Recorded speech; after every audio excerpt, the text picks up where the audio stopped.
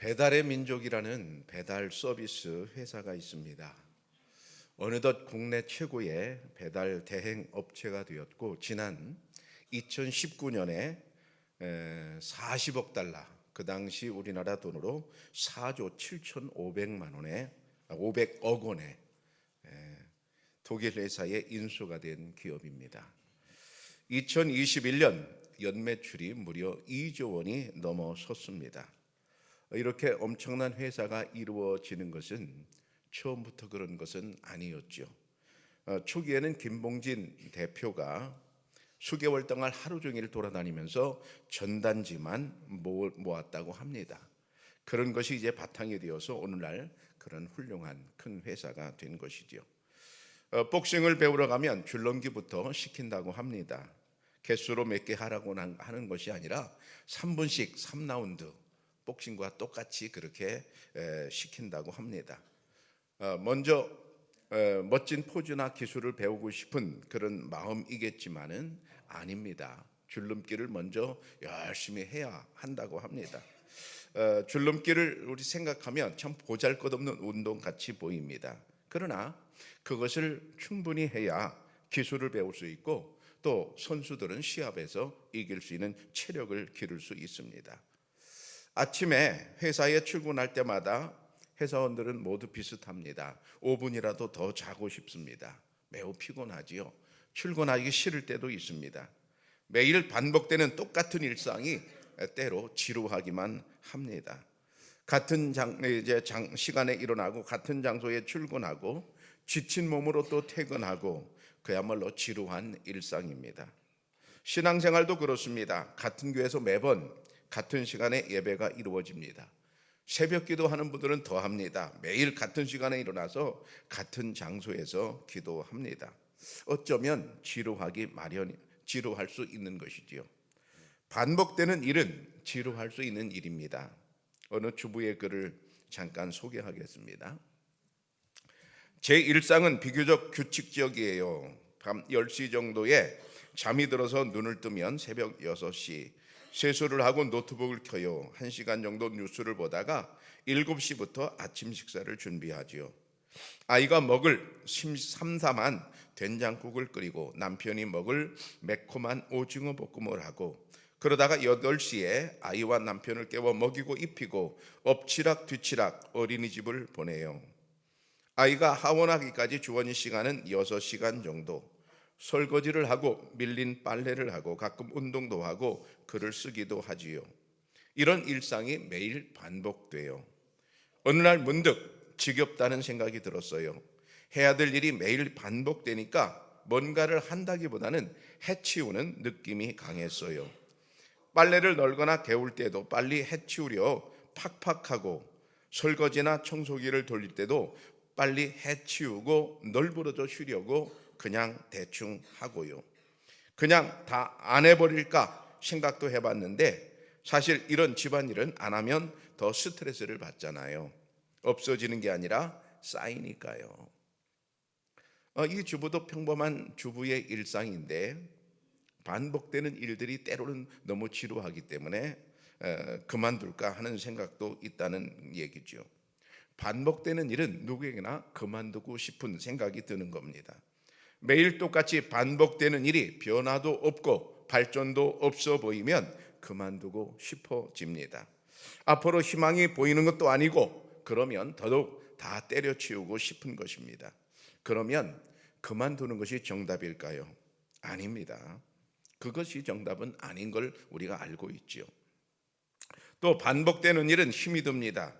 매일 회사에 출근하는 회사원이 회사에서 인정받으면서 일하면 그렇게 힘이 들지 않을 것입니다. 그러나 매일 대표에게 한 소리씩 듣고 일을 한다면 스트레스가 올라올 것입니다. 요즘 말로 킹받습니다. 이런 피로가 하루하루 쌓이다 보면 몸도 무겁고 마음도 무겁습니다. 너무 힘들어집니다. 얼굴에는 웃음기가 언젠가 다 사라져버리고 주름살만 늘어납니다. 그러면 문득 다 때려치워 버리고 신박한 새로운 뭔가를 해보고 싶은 생각이 간절합니다. 그럴 때마다 명심할 말이 하나 있습니다. 바로 노래 제목입니다. 반복에 지치지 않는다는 말입니다. 오늘 성경에 낙심하지 말지니 그렇게 말씀하고 있어요. 메 엔카코멘이라는 말인데 이 말을 원어 뜻 그대로 해석하면 이런 말입니다. 우리 지치지 말자, 이런 말이에요. 말을 설교에 맞춰서 성경을 바꾼 게 아닙니다. 성경 글자 자체가 그렇게 되어 있습니다. 실증이 날 만한 상황이지만 포기하지 않고 지속적으로 앞으로 가라는 그런 주님의 말씀입니다. 우리의 일생이 반복되는 것에 지쳐서 기계적으로 흐르는 시간처럼 보이기 마련입니다. 아무런 희망도 변화도 없이 매일매일이 똑같은 것만 같습니다. 그러나 과연 정말로 똑같은 매일일까요? 아닌 것입니다. 반드시 카이로스의 때가 이른다고 오늘 말씀하고 있습니다. 시간에는 두 가지가 있습니다. 카이로스와 크로노스인데요. 사진을 보시면 시계라는 그 바탕 그림에 시간이 두 가지가 있는데요. 카이로스와 크로노스인데 우리가 말하는 저 시계를 보고 몇 시다 할 때 그것은 크로노스라고 말할 수 있습니다. 크로노스는 물리적인 시간입니다. 우리가 보통 말하는 시간인 거지요. 자연의 주기, 기지구의 공정과 자전에 따라 흘러가는 시간을 말합니다. 해가 뜨고 지고 하는 시간, 인간이 태어나고 죽는 시간, 그게 바로 크로노스입니다. 크로노스는 모든 인간에게 동일하게 흐르는 시간입니다. 시계로 측정할 수 있는 객관적인 시간을 말하지요. 또 과거에서 현재, 미래로 흘러가는 연속적인 시간이 바로 크로노스입니다. 그러나 크로노스만 있는 게 아닙니다. 카이로스라는 시간도 있습니다. 이 시간은 주관적이며 상대적인 개념입니다. 같은 시간일지라도 어떤 사람에게는 중요한 시간이 될 수 있고 어떤 사람에게는 아닐 수 있습니다. 인생의 특정한 기회, 특정한 변화의 순간을 강조할 때 우리는 그것을 카이로스의 시간이라고 말합니다. 예를 들어 보면 더 쉽지요. 어떤 사람을 사랑해요. 그래서 고백을 하고 싶어요. 프로포즈를 하고 싶어요. 그러면 그렇게 쉬운 일이 아니잖아요. 몇 날 며칠 벼르다가 날짜를 잡아서 하잖아요. 그런 날 바로 고백하는 순간 그것을 카이로스라고 말할 수 있습니다. 어떤 연구하는 연구원이 번뜩이는 영감을 얻었어요. 그렇게 고생하다가 그렇게 변화가 없다가 갑자기 뭔가 번쩍 이는 그런 영감을 얻었어요. 에디슨이 아마 그런 순간이 많았겠죠. 그런 순간을 우리는 카이로스라고 말할 수 있습니다. 성경에서 본다면 구약에 요셉이라는 사람이 있습니다. 이 사람이 어떻게 뭔가 잘못되어서 감옥에 들어가게 되었죠. 여러분, 감옥 생활이 얼마나 답답할까요? 저는 생각해 보면 하루 이틀 견디기 쉽지 않을 것입니다. 우리가 감옥에 안 있으니까, 이렇게 밖에 있으니까 자유롭게 예배도 오고 자유롭게 친구들 만나서 식사도 하고 뭐 이렇게 살지만 감옥은 아무것도 못 하잖아요. 그냥 그 안에 꼼짝없이 갇혀 있잖아요. 감옥의 일상이라는 게 얼마나 힘이 듭니까? 얼마나 답답하겠습니까? 그러면 모든 것을 포기하고 싶어질 것입니다. 특히 요셉은 잘못한 게 없이 억울하게 감옥에 들어갔어요. 그럼 얼마나 속상하겠어요. 속이 터지는 거죠. 한마디로 환장하겠는 거죠. 그러면 이럴 수 있습니다. 교회 다니는 것도 소용없구나. 하나님 믿는 것도 소용없구나. 내 인생이 이게 뭐야? 내 인생이 이렇게 쪽나는 거야? 그러면서 인생을 부정적으로 생각할 수 있습니다. 그럼 날마다 비관하며 살 수 있습니다. 날마다 세상을 욕하면서 살 수 있습니다. 요셉도 그럴 수 있는 거지요. 근데 요셉은 그러지 않았습니다. 희망을 가졌습니다. 하나님의 언약을 믿었습니다. 언젠가는 하나님께서 나를 건지실 날이 올 것이다 하는 것을 늘 믿고 살았습니다. 그 날이 드디어 왔죠. 언제 왔습니까? 애굽왕 바로가 요셉을 찾는다는 전갈이 왔습니다. 아니, 왕이 나를 찾다니 기가 막힌 일 아닙니까? 뭐 때문에 그렇게 연결되었습니까? 꿈 때문에 연결되었습니다. 꿈을 꿨는데 왕이 그 꿈을 아무도 해석을 못하는 거예요. 그러다가 이렇게 알아보니까 요셉이라는 사람이 꿈을 해석을 잘한더라. 그러면 요셉을 한번 데려와봐라. 그래서 이제 요셉이 왕 앞에 서게 된 거죠. 요셉이 왕 앞에 서게 된 날, 그리고 인생이 완전히 바뀌잖아요. 애굽의 총리가 되잖아요. 기가 막힌 일이 벌어지잖아요. 그 시간이 바로 카이로스입니다. 결국 카이로스라고 하는 것은 하나님의 계획 속에 있는 어느 적절한 지점의 시간을 의미합니다. 하나님은 그 시간을 정해놓고 계십니다. 예수님이 이 땅에 탄생하는 시간도 카이로스입니다. 하나님께서 하나님의 아들 예수님을 이 땅에 보내실 때 어느 시점에 내가 보낼 것인가 이미 정해 놓으셨죠. 그 정해 놓으신 시간이 2000년 전에 예수님이 이 땅에 오신 거지요.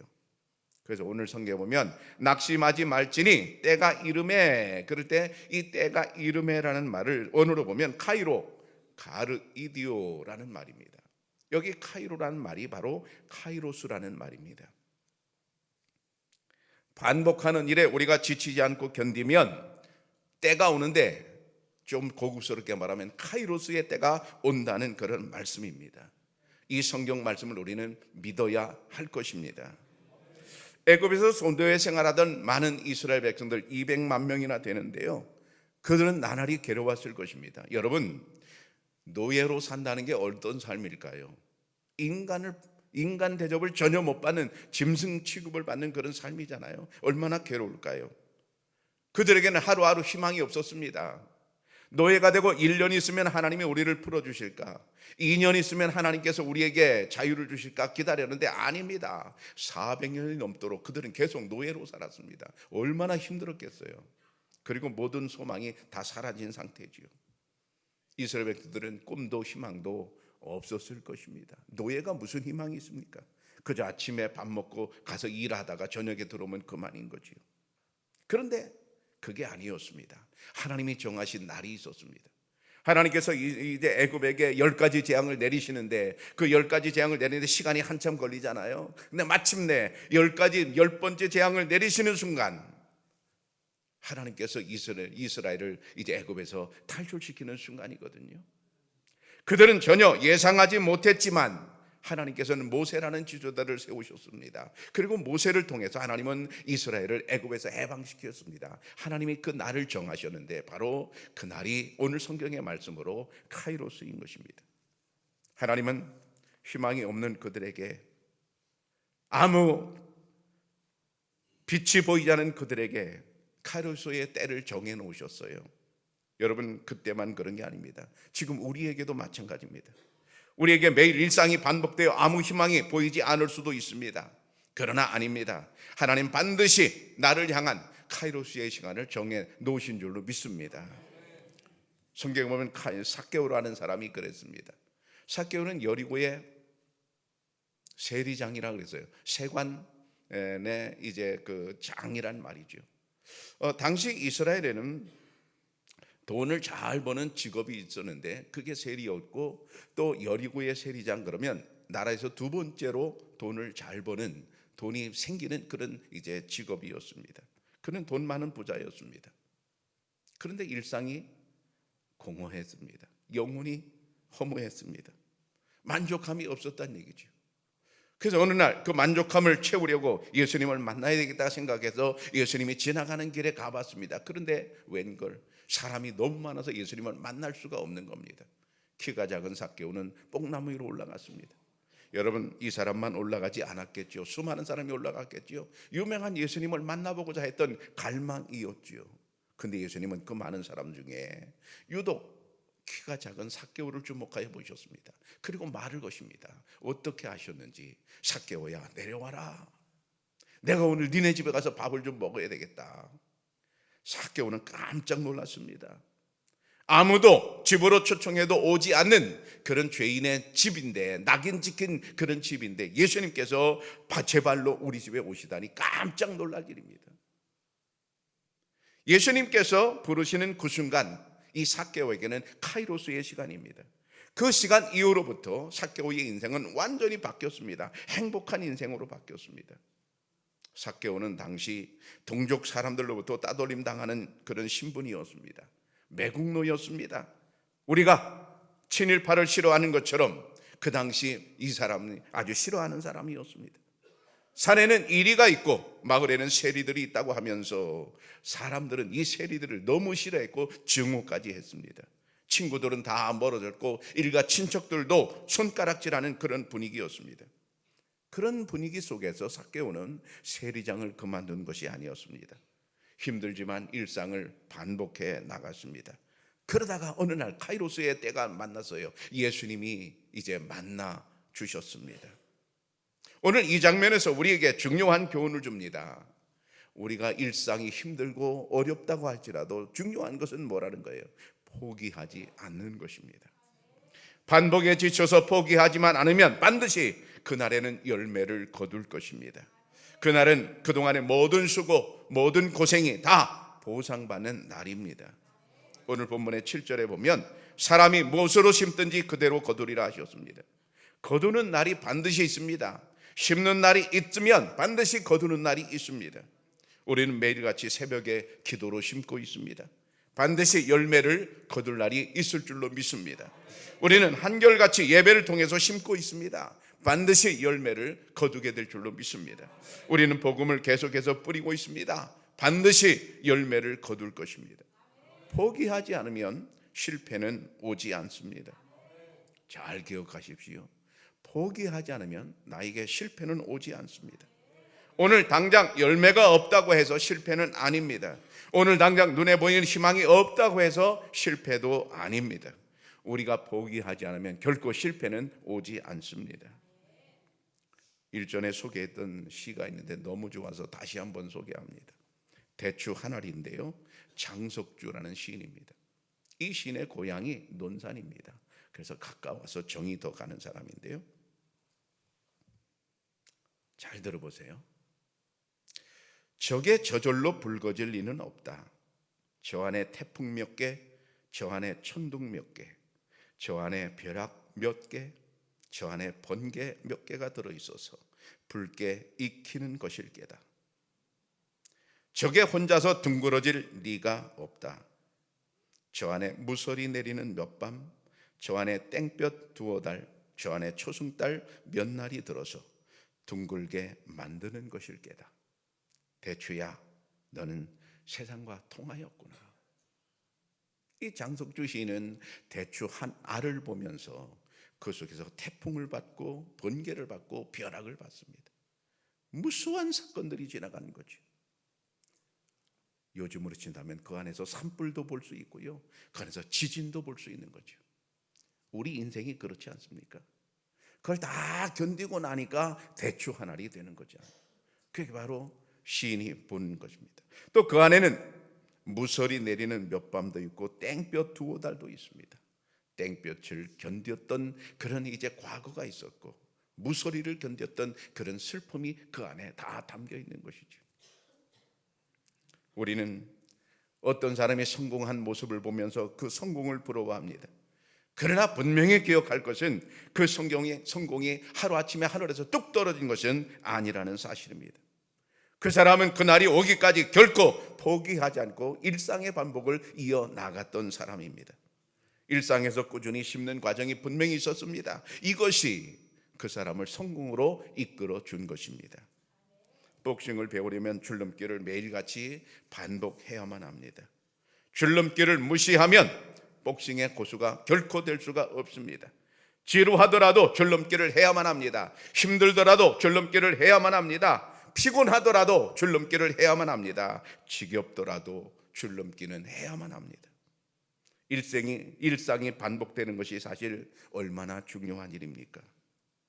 저는 요즘 경북 지역의 이 큰 산불을 보면서 다시 한번 깨닫는 바가 있습니다. 정말 얼마나 피해가 큰지, 얼마나 가슴이 아픈지 모릅니다. 그들은 하루아침에 집을 잃고 천막 속에서 사는데, 천막 속에서 사는 분들이 인터뷰 때 얘기를 하시더라고요. 추워서 웅크리고 달달 떨면서 살았다고. 여러분, 우리가 집에서 자면, 내 집에서 자면 그렇게 추운 걸 모릅니다. 근데 창고 안에 천막에 들어가 자면 여러분 얼마나 춥겠어요. 조그만 천막 속에서 얼마나 춥겠어요. 저 사진을 보지만, 저 사진을 보시면 저 집 주인이 누군지는 모르지만 하루아침에 일상이 다 사라져버리고 말았습니다. 저분도 아침에 일어나서 밥을 해서 밥을 먹고 일하러 가든가 경로다 등에 가든가 친구를 만나러 가든가 일상을 누리고 싶었던 분입니다. 그런데 이제 저분의 일상은 사라지고 말았습니다. 언제 다시 일상이 돌아올는지 기약이 없습니다. 정부에서 집을 다 줘줄 수는 없잖아요. 저분의 일상은 언제쯤 돌아올까요? 저는 저 모습을 보면서 이런 생각이 들었습니다. 만약 우리가 일상이 싫다고 말한다면 그건 저분들에게 사치다. 만약 우리가 오늘 일상을 우리가 지겹다고 말한다면 저분들에게는 사치일 뿐이다. 저분들은 우리와 똑같은 일상이 너무 그리운 겁니다. 내 집에서 편안하게 하룻밤을 자고 싶은 일상입니다. 그런데 내 집에서 편안하게 잠을 잘 수가 없습니다. 된장국을 내 집에서 먹고 싶은 게 저들에게 일상입니다. 그런데 된장국을 내 집에서 먹을 날이 언제일까요? 그럴 수가 없는 겁니다. 저는 저 경북 지역의 산불을 보면서 오늘 우리가 살고 있는 이 일상이 얼마나 감사인 줄을 깨달았습니다. 그분들에게 볼 때, 그분들에게 우리가 생각할 때, 그분들을 생각할 때 우리가 어젯밤에 편히 잔 것도 그분들에게 너무 미안한 일입니다. 정수기에서 물 한 모금 받아서 먹는 일도 저분들을 생각할 때 너무 미안한 일입니다. 일상이 때로 우리에게 힘겹기도 하고 일상이 때로 지루하기도 할 테지만 알고 보니까 일상은 감사하고 축복입니다. 반복되는 일이 지루할 수 있지만 알고 보면 사실은 그게 감사이고 그게 축복인 줄로 믿습니다. 사랑하는 청약교회 성도 여러분, 일상이 힘들고 지치십니까? 카이로스의 때가 반드시 올 줄로 믿습니다. 하나님께서는 일어나시는 그런 시간이 있으십니다. 우리를 위해 일하시는 시간이 있으십니다. 그날에는 여러분의 모든 수고의 열매가 맺게 될 줄로 믿습니다. 그날까지 결코 포기하지 마십시오. 반복에 지치지 않으면 반드시 좋은 열매를 거두게 될 것입니다.